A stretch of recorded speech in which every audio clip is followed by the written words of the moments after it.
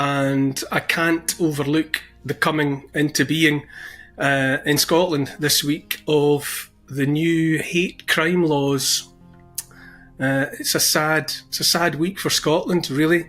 I would say that my homeland is leading the way into a new darkness, born of the power-hungry, censorial attitudes of those in office. The new hate crime laws that I speak of in Scotland are the ones that seriously, they dangle the threat of up to 7 years in jail over the heads of anyone judged to have stirred up hatred against a protected group. And I'm using the language there of the new legislation. The protected groups in question are designated in the main on the grounds of race, sexuality and religion.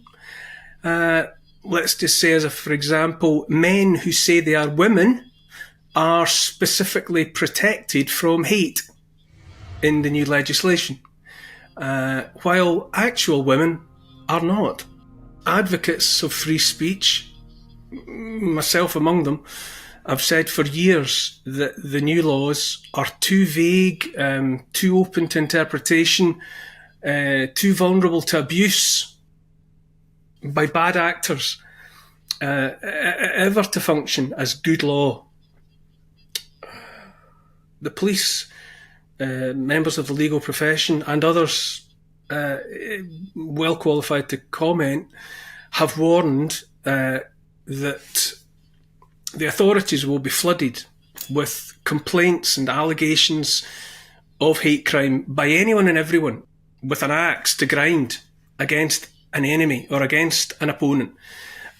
You'll get mischief, people just determined to cause trouble for their neighbours or for people that they have a beef with by accusing them of having stirred up hatred. We'll have to wait and see what actually happens from now on, obviously, but it's worth bearing in mind that this new legislation comes from the Scottish National Party, the SNP, an entity that has been and continues to be a disaster for Scotland. I would say the whole devolution project has been a disaster for Scotland. But the devolution project has spawned the SNP in its present form. Just as a for instance, under the stewardship of the SNP, the land famous for the Clyde, famous for shipbuilding, demonstrably can't build ships anymore. Under the SNP, the people of the islands off the west coast of Scotland, have waited 6 years now for just two ferries that never come. And if and when they do come off the slipways, they'll have cost at least 4 times as much as they were supposed to. The land of shipbuilding, those days are gone under the SNP. The ferries fiasco is only a symbol of broader national decline. Scotland is led now by SNP First Minister Humza Yousaf, and he got that job, the top job, after failing and falling upwards. Not once, not twice, but 3 times. When he was Transport Minister, the trains were never on time. When he was Justice Secretary, the police were all overwhelmed in Scotland on account of the ineptitude, responsibility for which must stop at his desk. And then when he was promoted from Justice up to Health Minister, he oversaw waiting lists at record highs. But given that track record, the SNP made him First Minister at that point. Scotland under the SNP was where they tried and failed in recent times to get a so-called named person into every child's life. That being a state-sponsored spy empowered to slip into every child's life, to enter into and coax confidences from and with that child without the parents of the child even having to know. Fortunately, the highest court in the land struck that proposed wickedness down in the end.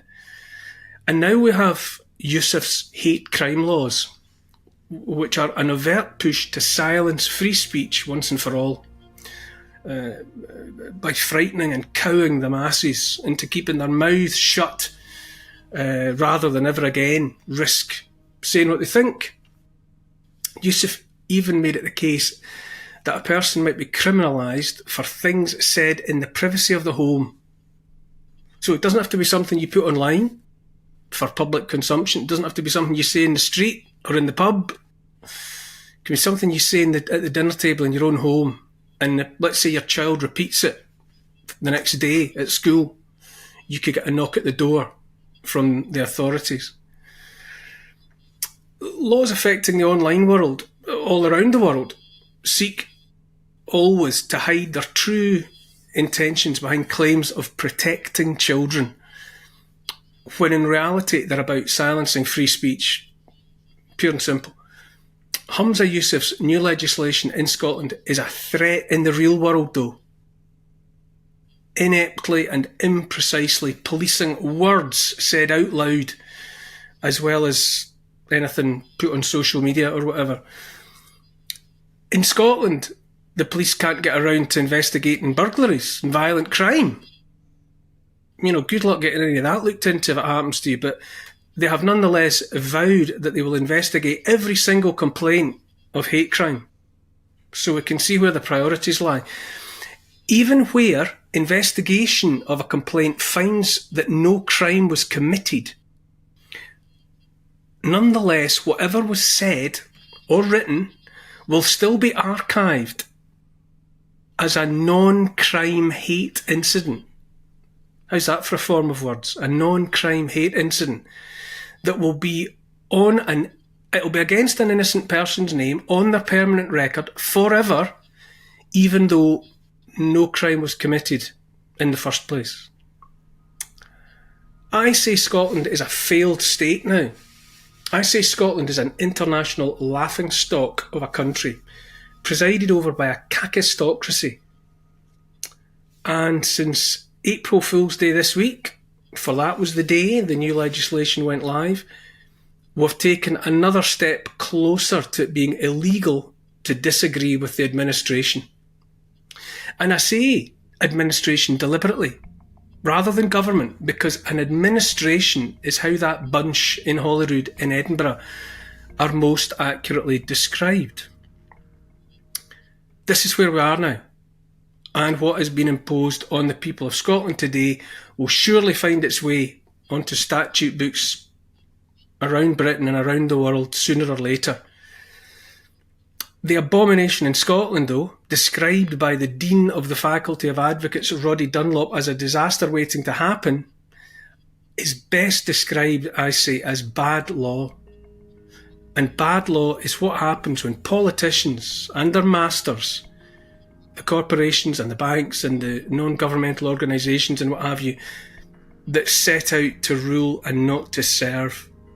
What we've got in Scotland now is the consequence of years. It's not just in Scotland, it's throughout Britain. What we've got is the consequence of centuries, actually, of overmighty administrations seeking to hide from the people they should be serving the lawful truth of the relationship between office holders and the sovereign people of the country. Scheming, power-hungry politicians and their collaborators would have the people believe that we are governed by them, that once elected by a majority, that they are in power. Among the many truths they seek to conceal is that they are only in office, no more than administrators, and that the only power in existence is the power of the sovereign people, that the people never surrender. Any politician who claims Parliament is sovereign is either mistaken or lying. Either way, the claim is in breach of the Constitution, which was and remains out of reach of meddlesome here today, gone tomorrow politicians. It stands to simple reason that any administration, any government, will, if it can, use legislation that it writes to write itself into a higher power. And it's that precise, inevitable temptation that our Constitution was written 8 centuries ago and counting to prohibit. Any legislation that an administration comes up with and writes and passes through Parliament is only that. It's legislation, open at all times to being struck down, not just by succeeding administrations, but by the people of the land, in real time, every minute of the day. The Constitution by which we live is not statute. It's not mere legislation. And so it cannot be amended in any way by legislators, which is all that administrations actually are. That too few people understand the careful protections written into our Constitution to keep us safe at all times from those in pursuit of power, kings, emperors, governments. That too many people have failed to grasp their own reality is one of the great tragedies of our present and our history. There is a profound difference between legislation and law. In the end, it's the common law, also called the law of the land, that is superior and, most important of all, always beyond the reach of administrations. If the day comes when people are at the mercy of an administration that has the power both to write legislation and impose the punishment for any breach of that legislation, then the people are no longer free in any way. On the contrary, they have submitted, willingly or unwillingly, to lives lived under dictatorship. And the warning signs of this sly, perfidious sleight of hand by the latest crop of politicians are all around us. Consider, just for one, how much has appeared in our midst that we did not vote for, even. In Scotland, the people did not vote for Humza Yousaf as First Minister. He was set there by others of his ilk. The people of the UK did not vote for a Tory party led by Rishi Sunak. Neither did they vote for Jeremy Hunt as Chancellor. They certainly didn't vote for David Cameron, installed as Foreign Secretary after first being made a member of the House of Lords so he could have the job. We didn't vote for online safety laws or hate crime laws. We have not been invited to vote for or against the new all-conquering powers that the World Health Organization is in the process of awarding unto itself. We've not been asked to vote on central bank digital currencies, 15-minute ghettos, digital IDs, or any of the rest of the techno-infrastructure presently being erected around us like barbed wire. We didn't vote for the lockdowns that destroyed lives and our economy. We didn't vote for the near-mandatory application of gene therapies under the guise of vaccines.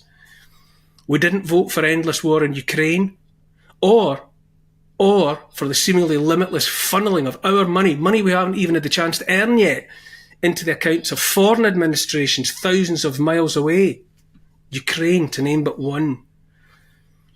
And all of that happened, or is in the process of happening around us. And too many of us stand mutely by while politicians take our power from us and abuse it as though it were their own. The time has long since come when more people must accept that it's not just our right to shrug off and utterly disregard overmighty administrators with the temerity to seek to govern and not to serve. It's not just our right to do so. In the face of bad law, in the face of unlawful legislation, the onerous, often uncomfortable, even frightening work of throwing off would-be dictators is nothing less than our responsibility and our obligation.